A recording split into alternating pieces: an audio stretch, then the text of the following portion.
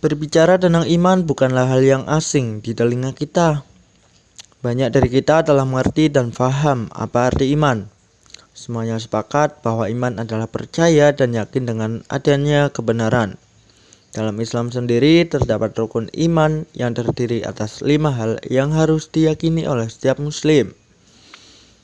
Setiap dari kita telah ditanamkan dan diajari pengetahuan tentang iman sejak dini oleh guru kita. Namun, tidak banyak dari kita yang menganggap bahwa iman itu hanya sekedar suatu hal yang harus diyakini dan tidaklah ada kaitannya dengan kehidupan. Dari sini saya melakukan kajian dan mini riset terhadap iman dalam pandangan generasi milenial. Mini riset yang saya lakukan dengan pengumpulan data melalui kuesioner Google Form, dan terdapat 8 responden yang menjawab kuesioner tersebut. Dari beberapa pertanyaan yang saya ajukan, saya mengambil kesimpulan sebagai berikut. Yang pertama, apakah iman itu penting bagi kehidupan mereka? Ya, mereka menjawab bahwa iman sangatlah penting bagi kehidupannya. Tanpa iman, mereka tidak memiliki tujuan hidup. Alasan mereka sangat beragam. Ada yang mengatakan bahwa hidup tanpa iman bagaikan kendaraan tanpa pengemudi. Hidupnya tidak akan terarah. Ada juga yang mengatakan karena iman adalah pegangan hidup seorang manusia. Tanpa iman kuat, maka manusia akan goyah dalam menjalani hidup ini. Menurut mereka, iman itu adalah ikhtiar dan keseimbangan. Iman di samping harus yakin, juga harus bisa balance atau seimbang. Iman bukan berarti kita harus pasrah diri dan terima keadaan sesuai garis hidup. Juga iman bukan harus aktif dan usaha sendiri. Ada beberapa cara yang mereka lakukan dalam meningkatkan iman atau keimanan. Mereka meningkatkan iman mereka dengan cara mendekatkan diri kepada Allah Subhanahu wa taala, dengan selalu bertakwa kepada Allah Subhanahu wa taala, lebih yakin pada diri sendiri selagi itu dalam hal yang positif. Beberapa di antaranya adalah mengaji, membaca Al-Quran, menuntut ilmu, beramal soleh, berzikir, dan masih banyak yang lainnya selama kegiatan mereka itu tidak melanggar syariat agama. Mereka mendapatkan pengetahuan atau materi tentang iman berasal dari pendidikan formal ataupun pendidikan non-formal.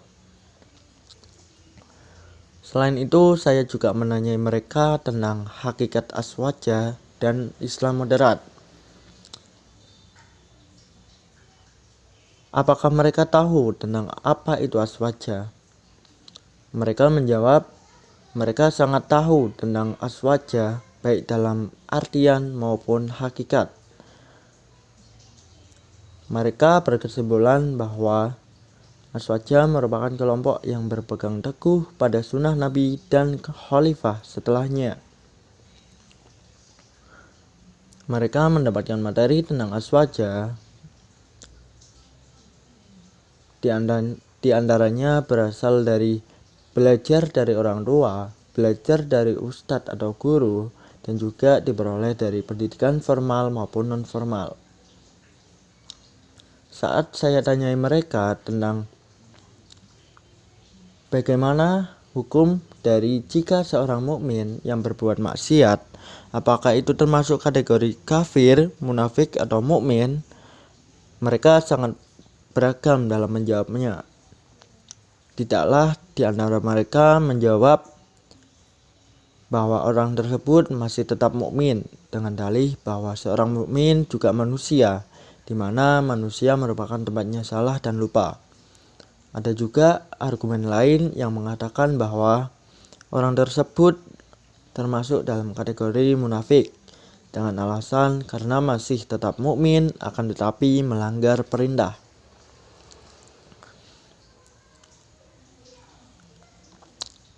Dalam membentuk masyarakat yang sikap santun, toleran, ramah dan cinta tanah air, apakah bisa dengan ajaran Aswaja itu?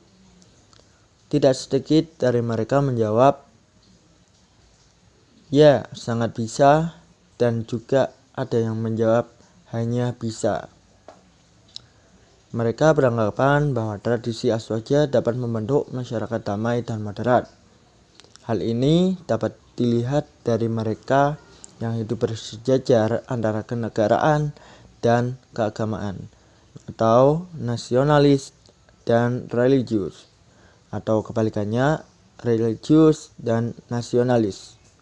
Dalam Aswaja juga menjunjung tinggi nilai toleran, sehingga kegiatan seperti ziarah kubur, yasin, tahlil itu akan membuat masyarakat damai, karena dengan kegiatan tersebut muncul sikap gotong royong atau kerjasama dan juga muncul nilai saling memiliki.